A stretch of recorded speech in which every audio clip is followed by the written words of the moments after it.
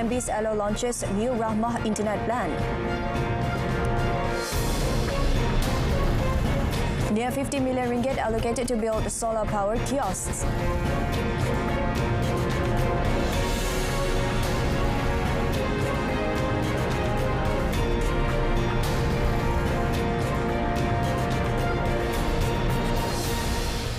Salam Malaysia Madani, you're watching Malaysia Tonight with me, Shuhaida Arifin.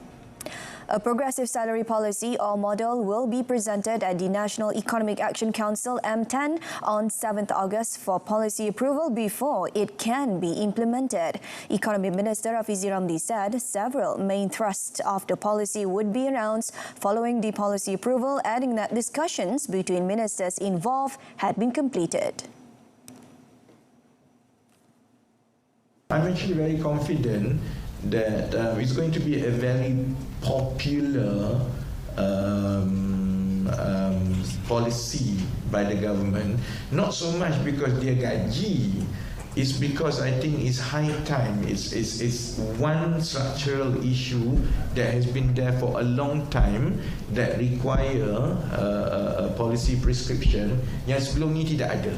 So I'm confident both pekerja dan kali ini majikan pun akan menerima baik dasar model gaji progresif yang kita akan cadangkan.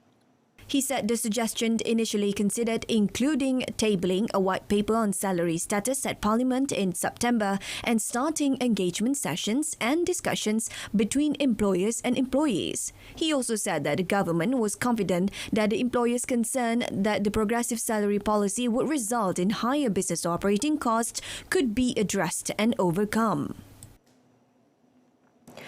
The Alo's Rahmah Fixed Broadband Package under the Rahmah Package Initiative offers a fixed broadband subscription price of only RM69 for a 24-month contract. The plan provides internet service with unlimited data throughout the contract period, enabling the subscribers to save RM30 compared to the normal package offered by the company, which costs RM99. The plan offers fixed broadband at a lower price to the B40 income group, persons with disabilities, senior citizens as well as army and police veterans. Rakyat Malaysia yang layak akan dapat menikmati akses internet jalur lebar tetap dengan kelajuan 100 Mbps. 100 Mbps. Berserta harga yang lebih murah berbanding pakej semasa di pasaran. Dengan liputan ado yang bertumpu ke kawasan tinggi bandar serta luar bandar, iaitu di negeri-negeri Kedah, Perak, Pulau Pinang, Negeri Sembilan, Melaka, Johor serta Cyberjaya. The package is a strategic collaboration between the Ministry of Communications and Digital, also Technology Sendirian Berhad and Tenaga Nasional Berhad. The minister describes the package as a gesture of compassion to assist the targeted groups while also building a more sustainable nation and fostering a more innovative and creative population to ensure well-being through the digital economy. On another matter, Fahmi refuted the allegations by certain parties that the special aid and assistance announced under the Madani Economy Empowering the People initiative was just another political candy given in conjunction with the 6 state elections next month. He said this was because the announcement on the special aid and assistance was made before the campaign period for the 6 state elections even started. Kempen akan bermula secara rasminya esok selepas selesai proses penamaan calon. Jadi arahan daripada Perdana Menteri tempoh kempen dari 29 Julai sehingga 12 Ogos tidak boleh guna jentera kerajaan, tidak boleh kita menyampaikan apa yang disebut sebagai gula-gula pilihan raya. Jadi tidak ada pengumuman projek mi segera, ya. Jadi itu disiplin kita kali ini. Yesterday, Prime Minister Datuk Seri Anwar Ibrahim, when launching the Madani Economy Initiative, said that the government will be giving a special appreciation aid to civil servants of grade 56 and below and retirees within these 2 weeks. The government will also be granting e-cash credit to over 10 million adult Malaysians in B40 and M40 group. Fahmi said the government cannot stop providing services to the people or postpone any announcements. The government has approved an allocation of 49.14 million ringgit for the construction and upgrading of 3,173 business kiosks equipped with solar panels. Local Government Development Minister Nga Koming said the kiosks, which were constructed at a cost of between 15,000 ringgit and 20,000 ringgit per unit, were built with a uniform red and white colour scheme and solar panels to promote green technology practices. He also said the program will prioritise applicants from the B40 group, with successful applicants given a 6-month rent waiver for the solar-powered stalls. Kita bekalkan kios-kios ini dengan imej yang baru, warna yang baru, maka semua reka bentuk seragam di seluruh negara. PBT akan menguruskan siapa-siapa peniaga boleh memohon kepada PBT, khususnya mereka yang tanpa lesen. He said when launching My Kiosk at Taman Putra Perdana here today. Apart from the 6-month rent exemption, he said the benefits for stall operators include a maximum rental rate of 300 ringgit monthly. The rent will be used for the stall's maintenance. Mass Rapid Transit Corporation, Sdn Bhd, MRT Corp and Hong Kong's HKMTR Corporation Limited, MTR Corp, signed a Memorandum of Understanding MOU today to develop a mixed property venture that will rejuvenate Bukit Chaga in Johor Bahru, Johor into a southern economic hub. MRT Corp Chief Executive Officer Datuk Muhammad Zarif Hashim said this would be the first time that MRT is implementing a large-scale property rejuvenation. He said the project would take place concurrently with the planned rapid transit system RTS link between Johor Bahru and Singapore. The development will occupy 6 acres of land with about 3 million square feet of gross floor area. There will be enough floor space for right content to come in. We are going to place heavy emphasis on content that capitalizes on the cross-border economies. With that, we are sure there will be ample opportunities for various types of investors. The mixed development is expected to have a gross development value GDV of over 3 billion ringgit. Datuk Muhammad Zarif said this at the MOU signing ceremony, which was witnessed by Transport Minister Anthony Loke. The MOU was among 11 signed following Hong Kong Special Administrative Region Chief Executive John Lee's visit to Malaysia, organised by the Hong Kong Trade Development Council. Now, Bank Negara Malaysia BNM will likely lower its current headline inflation forecast of 2.8% to 3.8% for 2023, given the faster than expected easing of prices. According to BMI Industry Research, BMI, a Fitch Solutions company, government subsidies and price control measures will help to place an implicit cap on further price increases. It said inflation in Malaysia has been lower compared to regional peers, as inflation in Indonesia, the Philippines and Singapore came in at 3.5%, 5.4% and 4.5% respectively in June. While Malaysia's inflation eased to 2.4% versus 2.8% in May, registering the lowest print since the start of the year. As such, BNM said it has lowered its forecast for inflation to the 10-year average of 2.0% by year-end from its previous forecast of 2.5%. Concurrently, had also revised its average inflation forecast for 2023 down from 2.9% to 2.7%.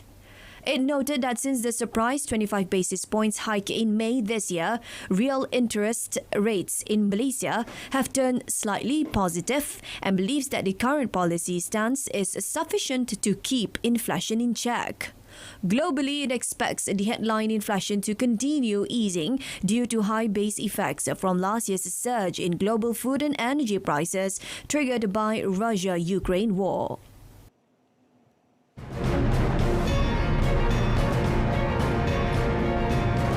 Still ahead, Typhoon Doksuri batters China with high winds, rain.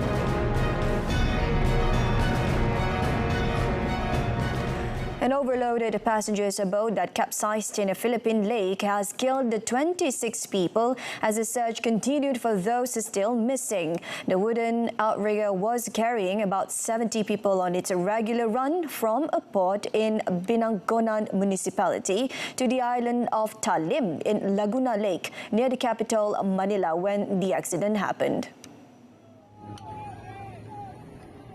The Coast Guard said the strong winds sparked panic among passengers who moved to one side of the vessel and caused it to capsize.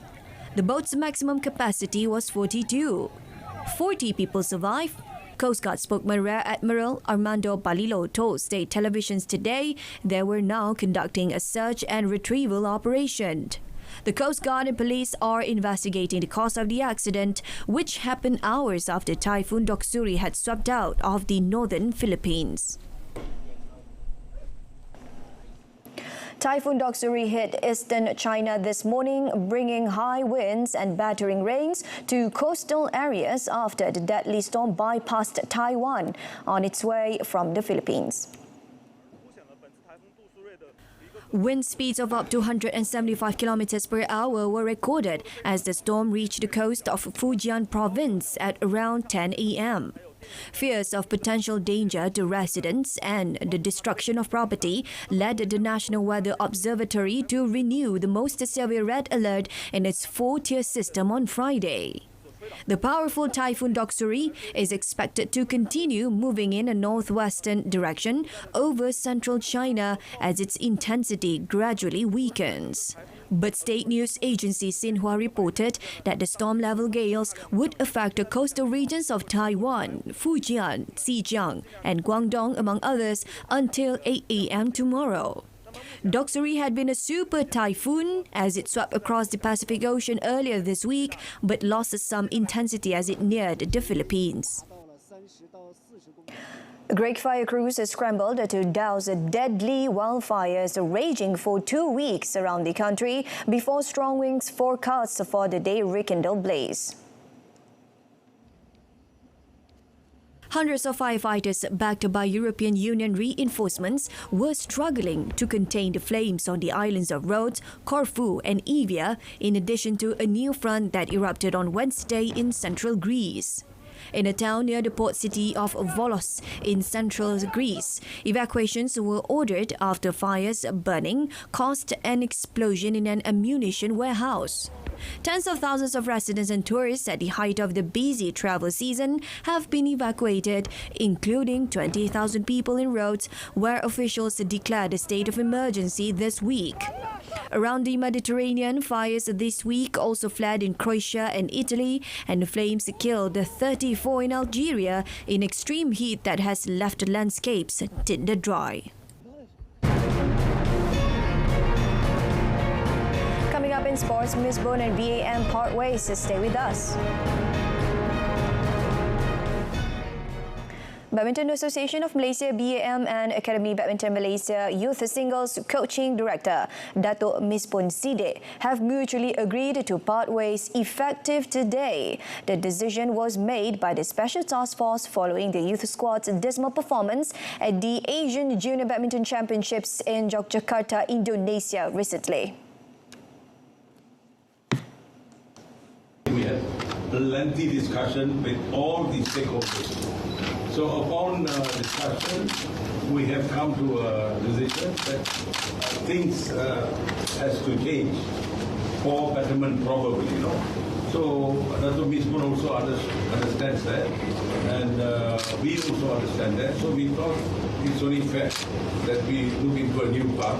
And Dato' Misbun has done his best all these years. Whatever he could give the players the best way to move forward, he has done.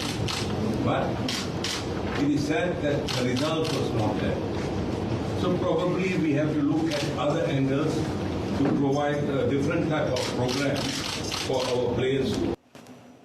Dato' Misbun, who rejoined BAM for a second stint in 2017, was supposed to have a contract with the National Badminton Governing Body until the end of this year. While BAM currently working on finding Dato' Misbun's replacement, Muhammad Hazwan Jamaluddin will coach the under-18 singles squad, while Amir Zainuddin will train the under-15 singles squad. The task force also recommended that the national juniors preparing for the World Junior Championships 2023 in Spokane, Washington, should train with the national senior team.